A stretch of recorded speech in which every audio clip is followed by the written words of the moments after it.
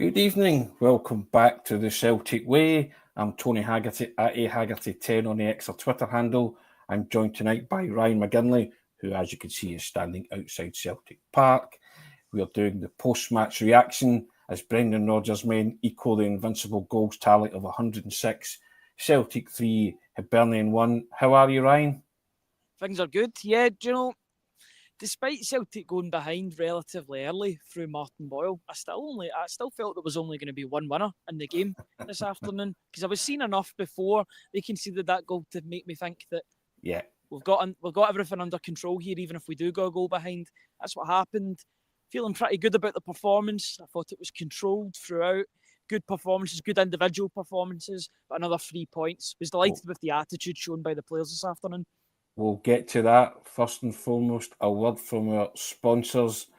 And this broadcast is brought to you by S1 Jobs, sponsors of the Celtic Way. And if it's time to hand in your transfer request, then head over to S1 Jobs and upload your CV today. With thousands of jobs across Glasgow and Edinburgh and the surrounding areas, you'll find the one at S1 Jobs. So start your search today, and we thank them for their continued sponsorship of the Celtic Way podcasts and briefings in the morning. Ryan, you said to me off air before we came on air, you're going to talk about one man in particular, and that is Reo Hatate. But I'm just going to flick up Mary Moyne's comment. Spot on with your prediction, Tony. I said 3-1, you said 4-1, so I bet you were wanting them to score another goal. But as I said at the top of the programme there, Celtic equalled the goals tally of the invincible season, 106 goals, a remarkable achievement, Ryan. Not bad for a team that has been labelled various things in the past, Ryan, but take it away. You want to give Reo Hatate his moment. The puppet master, orchestrating, the orchestrator, the regulator, whatever you want to call Reo Hatate, whatever adjective you want to use to describe him, or however you want to talk about him. He was just phenomenal today. Not everything was coming off for him in the first half, but for me, Tony, I like my midfielders to be risk takers. This is the reason why I enjoy watching Hatate play games of football for Glasgow Celtic. It's because he takes risks. Not all of the time it'll come off, but most of the time it will. And sometimes those lovely risk-taking passes can come to fruition. He should have had a couple of assists this afternoon with some of his passing. He wasn't the only good midfielder on the day, because I thought Arne Engels was great as well. And it was a lovely moment in the second half in particular when Reo Hatate was pointing at Arne Engels to say thank you for the assist. Love that from the midfield. But the two of them in particular, and Callum McGregor, they vindicated the manager's decision not to change the midfield this afternoon, because I thought all three of them were sparkling, but especially Reo Hatate. I'm just enjoying him while he's here, because we don't really know what his future holds. Don't know if he'll be leaving the club in the summer. You know, he's been at Celtic for 4 years now, four and a bit years. He's been here a fair few amount of seasons now. So I'm just enjoying every last minute that we get of watching him, because you never know what the future holds. But he really did put in a performance for the ages today in the middle of the park for me. I think the manager alluded to that yesterday I think he's one of the players that Celtic want to see his feeling. Reports over the week that Italian clubs are interested in, French clubs and German clubs are also monitoring. So, he is one player that you want to sit down with his representative, Michael Nicholson, and see how he feels. But that was a cracking moment, and there's a cracking picture. It's on my instant analysis piece if you want to read that, or you see him pointing to Engels. And took the one I was going to use, Tony, for my player ratings. I had to scramble and get a different one. Engels' pass to Hatate for that goal. I think brilliant. Simon Donnelly in the Celtic commentary box described it as a training ground goal when it was, because Callum McGregor's knocked it on to Engels, and Engels has shunted a lovely pass to Hatate,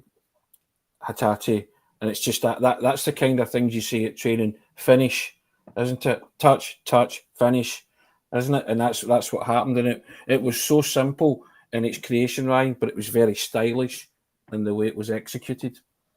And my goodness, Reo Hatate has figured out he's found his shooting boots all of a sudden, especially at home. He's having his own competition. It seems as if he's been taking inspiration off of the likes of Callum McGregor, and he's now scoring wonderful goals every week, especially at home for Celtic. I just thought his overall game was brilliant. It was a training ground goal. I'm glad that Hatate gave him that praise. I was watching the two of them as they were celebrating. I loved that motion from Hatate to point, because that's one of those player recognises a player, Reo recognises Reo.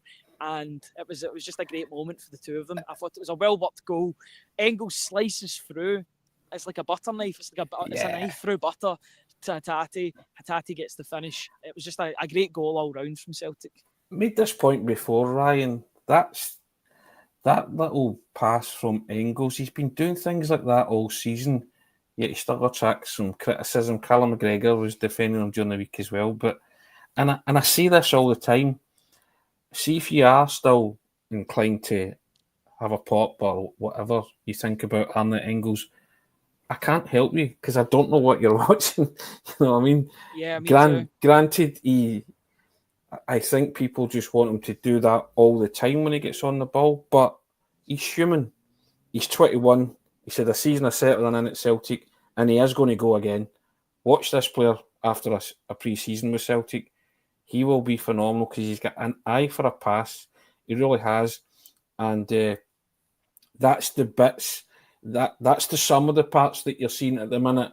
See, when it becomes a whole, he is going to be a phenomenal footballer because he's a clever player and he sees that.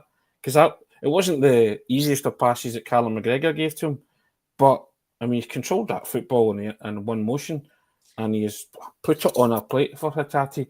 And the thing that pleased me as well, I just love the fact that all three midfielders were involved in that triumvirate, that tried and tested midfield that Brendan Rodgers picked.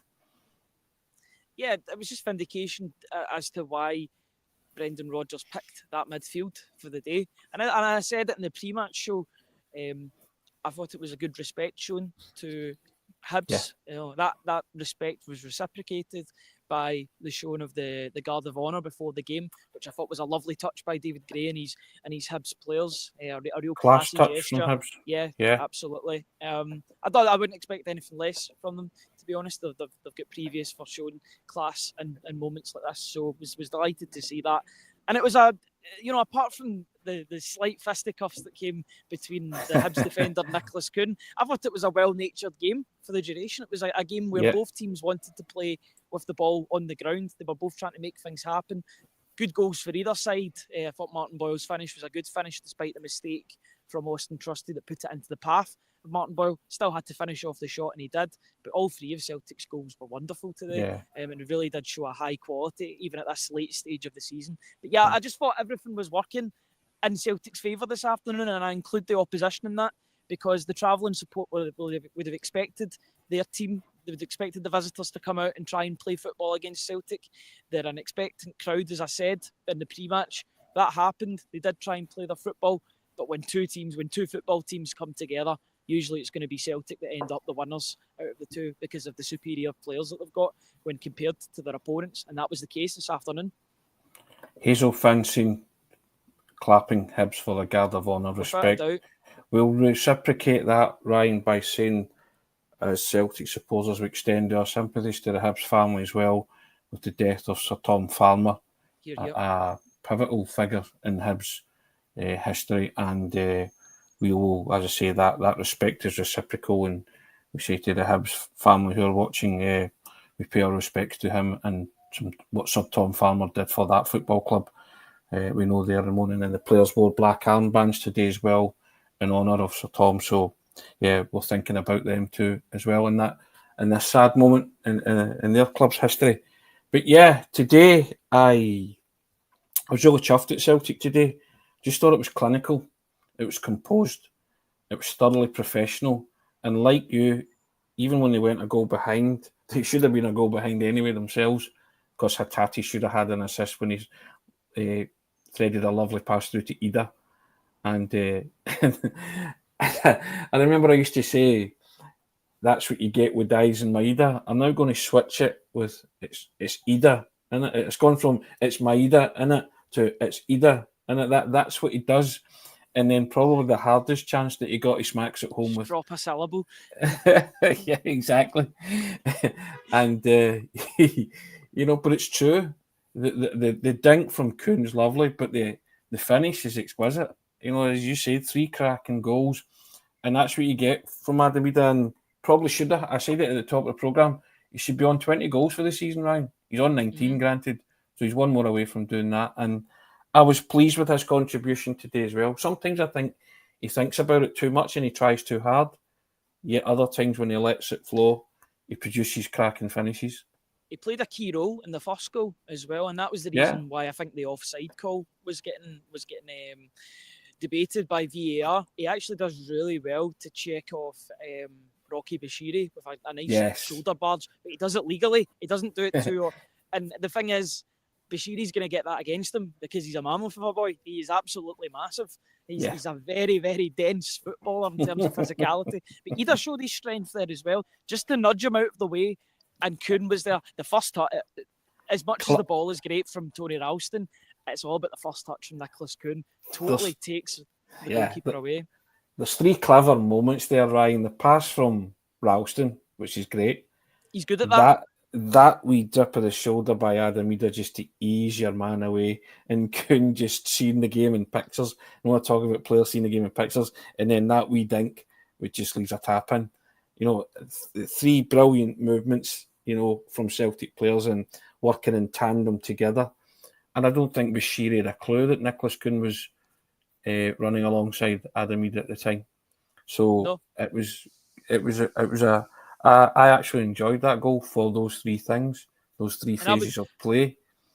And you're almost you're being critical as the goal is getting checked for VAR because of Idah's intervention, because you're like, he's had that touch, maybe he's coming from an offside position. Thankfully he wasn't, and the goal was given. At least that's what I think the check was on. Maybe you'll have more knowledge than I. Yeah, it was for the offside, yeah. Of course, yeah, that was all. Was it on Adam Idah as well? Because Nicholas Kuhn had that. Yeah. But so from criticising him almost in your head, not doing it in public just yet, because the goal wasn't disallowed at that moment in time, to then praising him for making that decoy run and allowing Nicholas Kuhn to come in late, take the touch. The first touch makes it completely, as you said. Those 3 moments were brilliant, but it's that touch that takes it away from the goalkeeper, totally bamboozles him, and then it's a tap in for Nicholas Kuhn.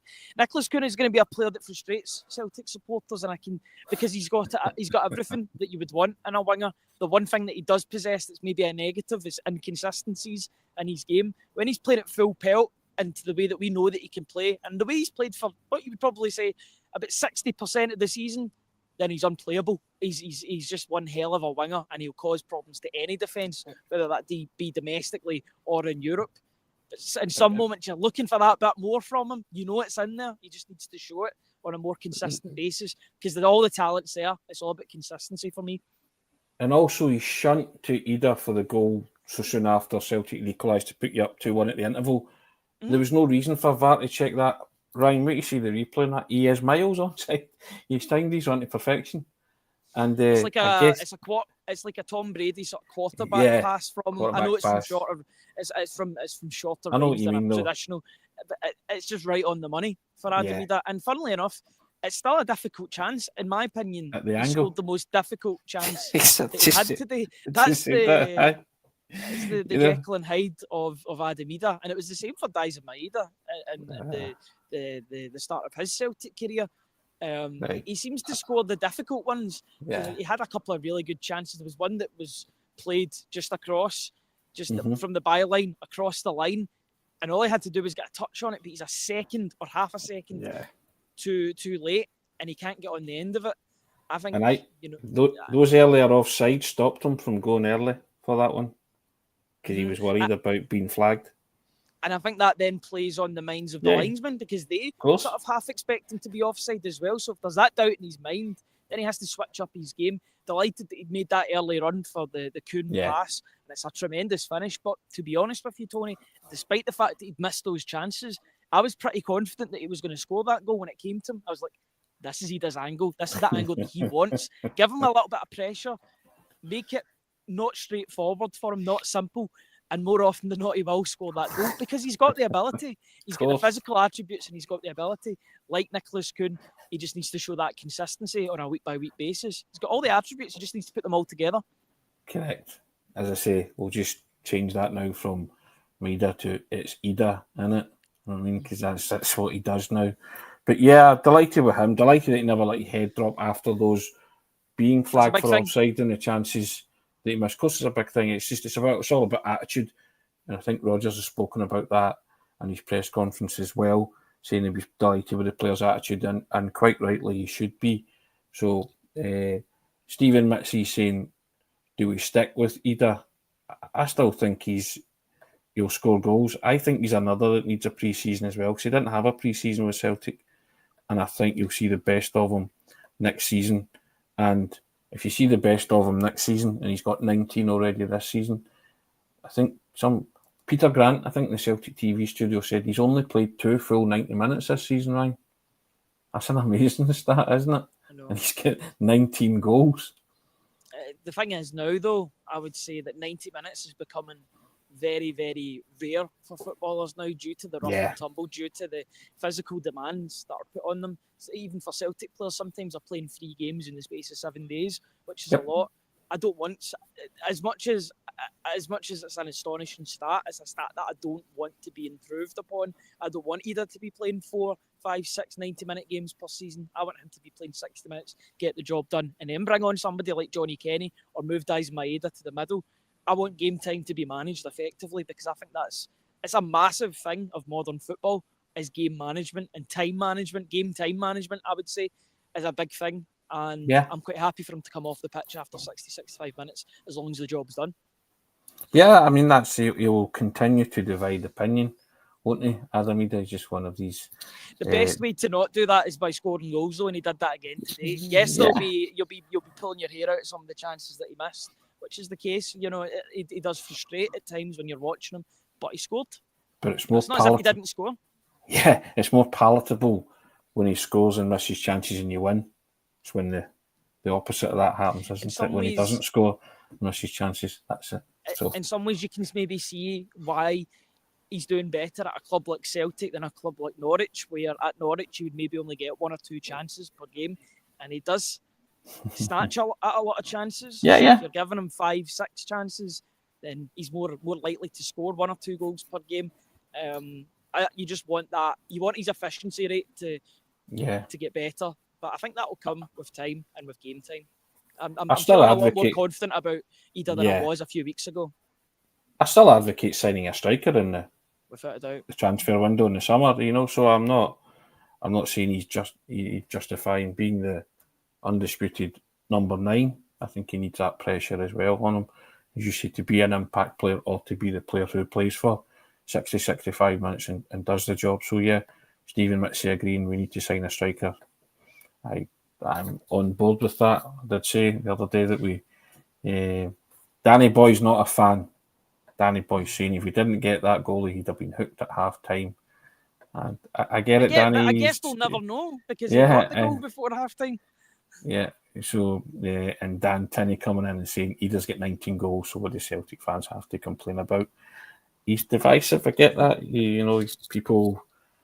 He polarises opinion. I'm just giving my opinion. As I say, I've always said I speak for myself when I watch these things. I don't speak for the Celtic support at large. But yeah, and everybody's entitled to their opinion. And Danny Boy clearly not convinced yet by Adam Idah, so that's fair enough. That's allowed. We're a broad church on the Celtic way, Ryan. We allow people to come in and have their say. We try and lash comments up. If we all had the same opinion, me and you have got different opinions. People have seen that firsthand in some of the videos, but it would be boring if we all shared the same opinion about things. That's what makes these debates and these morning briefings and pre and post match videos entertaining. It's because we don't have the same opinion. We hit off each other in a good way.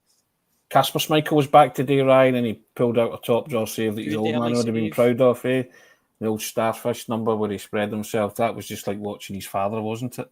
Watching his dad or watching Arthur Boric. He also liked the starfish sort of goalkeeping position. or way of making a save. He liked doing that in his past too, I remember. But yeah, apart from that, he didn't really have much to do, which was good for him.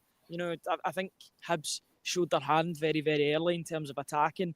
Then Celtic, as they have been doing with a lot of games recently, they work out their opponents for the first 20 minutes, then they effectively go against them and use their negatives against them. And that was the case this afternoon. I thought Celtic did a professional job on Hibs. Yeah. A good team to watch on the ball, an attractive side who I think with Bill Foley's investment and the Bournemouth investment will become a better team, as I would say the same would be with Hearts, with their Jamestown Analytics, with their takeover by Tony Bloom.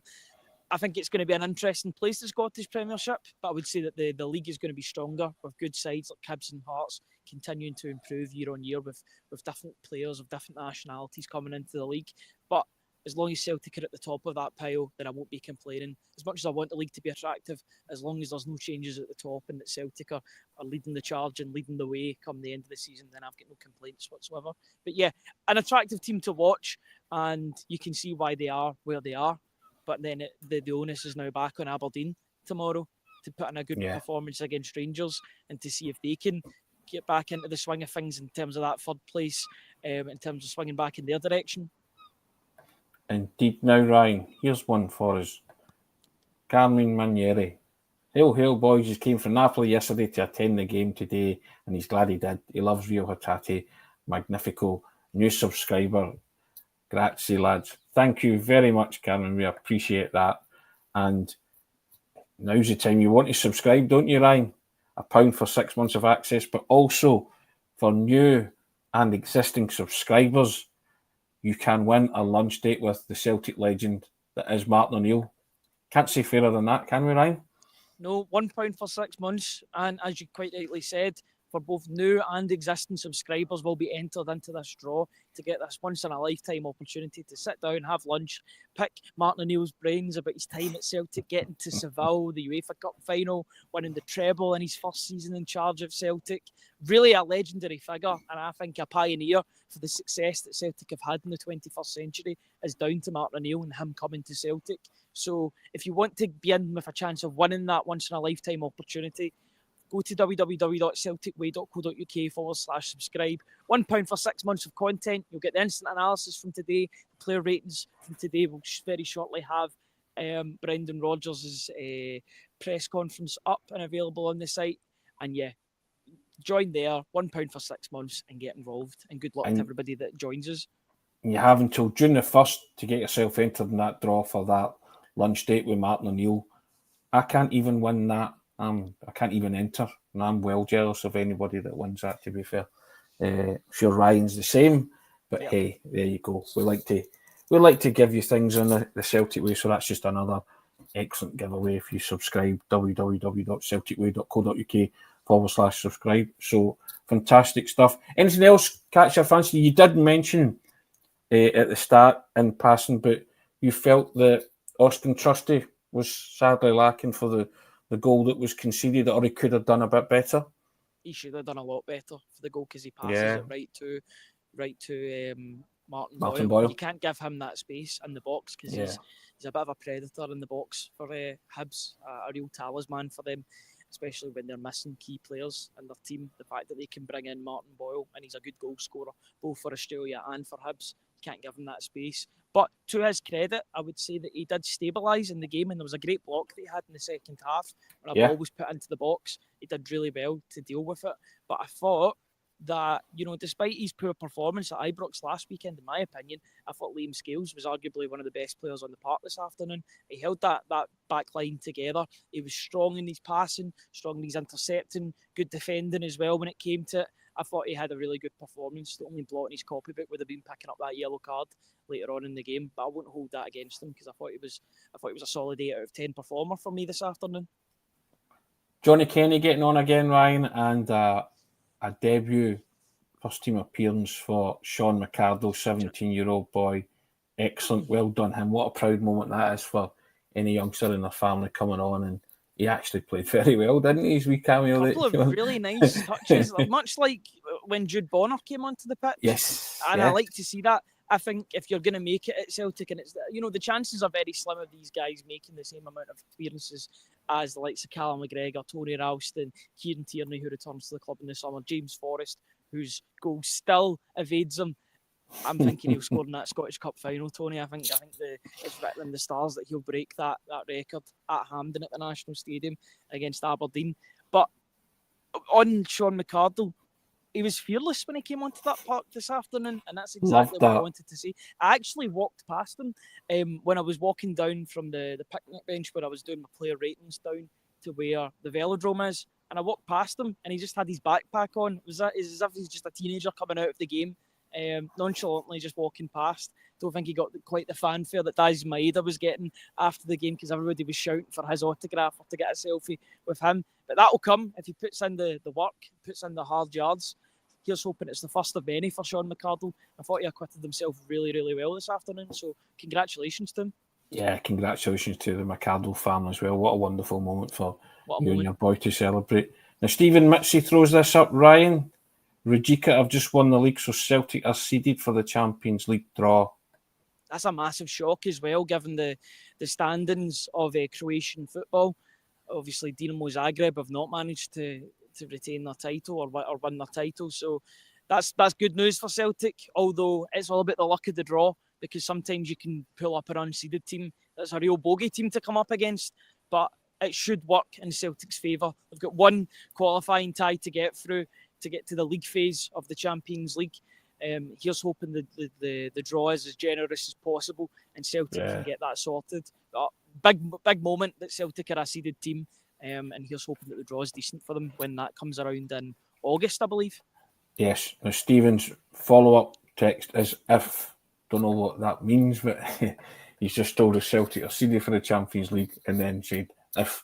So maybe it's not as quite cut and dried as that. I know but that I'm it sure was quite close in the Croatian League because there was Dinamo Zagreb, you had Hajduk Split, who were managed by Reno Gattuso, and you had Rijeka as well, who have been upstarts in the Croatian League in recent years. So definitely an interesting one to keep an eye on. If it's not finished yet, I'll have a double check and sort of update people on that. But I think that Celtic are seeded. To my knowledge, I think that's what had to happen for Celtic to be seeded in the Champions League. So I don't think he's wide of the mark with that, but certainly it seems to that I think that would be the case. But I'm not. We are on the broadcast just now, so I can't check that as a 100% fact. But yeah, indeed. Anything else catch your eye today, Ryan? Just delighted with the way Celtic went about their business. They've got Aberdeen in midweek. The manager said before the game that Sinisalo's going to play in that one. Yeah, Sinisalo's going to play. That's good. And I think that's credit to him that he has managed to force himself into that conversation. Before then, the only chance that Sinisalo had was because Kasper Schmeichel picked up the injury, that back injury. That was the only reason why he was in that game against Raith Rovers. Did well in that. Got a wee bit of luck with Kasper Schmeichel's international injury, and then he went back into the team. He and Sinisalo went back into the team and had that extended run of games. Delighted for him. I'm hoping that they can manage the two players' happiness from now until the end of the season. But you would think now that Kasper Schmeichel's back, he's going to play in the cup final. I think he's got the yellow jersey, as we say on the Celtic way, to finish that. He might actually have the literal yellow jersey because they do play in yellow. So yeah, the Celtic yellow jersey. Yeah, but I think that was just a wee kind of nod to I think he also said that I think the Celtic players know the team already for Wednesday. So that's fair enough, and I think there'll be lots of rotation.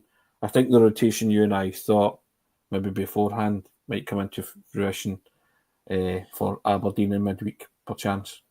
Yeah, and the thing is, Brendan Rodgers kind of alluded to that as well, with the fact that he wanted to test players in different environments as well, going to Pittodrie, going away from home. As much as it's good playing in front of the home capacity crowd, playing away from home, sometimes when the stakes are against you and the fact that you're in the minority, the Celtic fans are in the minority in the ground, you really find out more about these players. So I'm all for that, using that as a bit of a not an experimental game, but really a chance for rotation and seeing how these players do in that sort of atmosphere. I've got no issues with that whatsoever. It actually might make the game more exciting as a result, because apart from that, it's a bit of a dead rubber between the two sides, isn't it?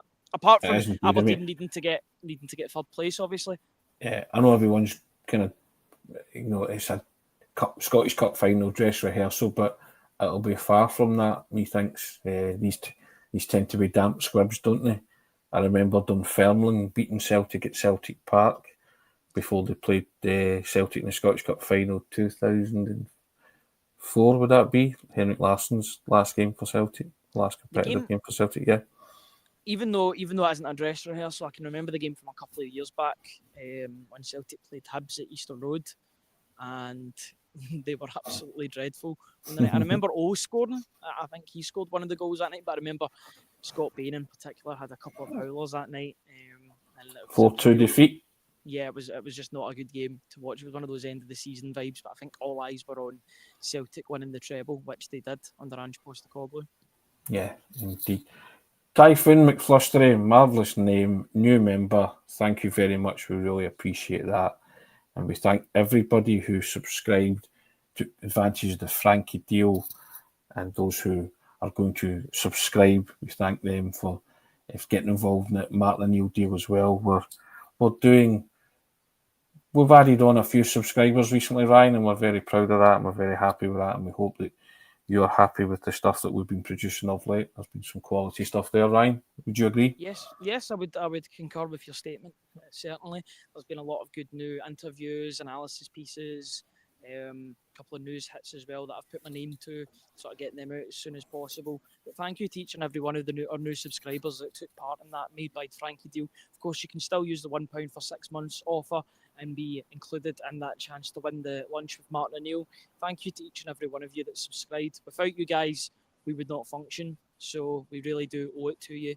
And here's to the next few 100 subscribers as well, we would hope, before the end of the year. Indeed. Now, just trying to think. I think we've covered everything, Ryan. It's always result dependent. Big smile on the faces. It's a lovely evening. Sean McArdle will be feeling on top of the world, methinks. Goals by Adam Idah. Well, Nicholas Kuhn, Adam Idah and Reo Hatate, 3-1 win for Celtic. 106 goals scored, Ryan, equaling the tally of the Invincible season. That's the goalpost shifting as you move along. You're talking about setting different targets. I think that's fantastic. Yes, and absolutely. Just a quick word on Sean McArdle. He'll just be feeling on top of the world, as you said, which is absolutely brilliant. Here's to many more from him. And here's hoping that Celtic achieve all of their aims between now and the end of the season, with that last game being the most important against Aberdeen at Hampden for the treble. All eyes are on the treble. Yeah. So still kind of keeping a small eye on these games as well. Let's just get the preparation right and get everything done ahead of that mammoth game a week on Saturday. Indeed. Ryan, thank you so much for your contribution. We will now go off into the night and decipher Brendan Rodgers by our Q&A and some analysis there, but yep, so indeed delighted with that, delighted with the result today. You look as if you're ready to go into that night sky, Ryan, and go and party or something. Yes, it's still really warm, like the coldness. The reason why I'm wearing a jacket is because it was cold, and I brought my jacket with me to the game because I knew later on it does get quite chilly when you're doing these videos. But now, as soon as I'm doing the video, it is absolutely roasting. So it's not going to be getting taken off as soon as we're off this stream. But yeah, it's been a lovely day, coupled with the fact that Celtic, or topped off by the fact that Celtic get the 3 points. Did it in a bit of style, good goals to watch, well worth the price of admission, and we move on to Aberdeen on Wednesday night. And your man Reo Hatate, the puppet master, as you say, pulled the strings today, didn't he? Just like yourself and myself pulling the strings on the Celtic Way pod. Thank you for your company, guys. Over 350 people watching us. We really do appreciate your time. We know it's 25 to 7 on a Saturday night and a gloriously sunny Saturday night. So enjoy the rest of your weekend, guys, and we shall see you all soon. We'll be back on Monday. So a version of us will be back on Monday, Hamish, with somebody. Perm anyone from whoever. But yeah, we'll be back to talk about it all over again and look forward to the last 3 games of the season, Ryan. Aberdeen, St Mirren, and Aberdeen again in the Scottish Cup final. Can't wait. Yep, absolutely. Bring them all on.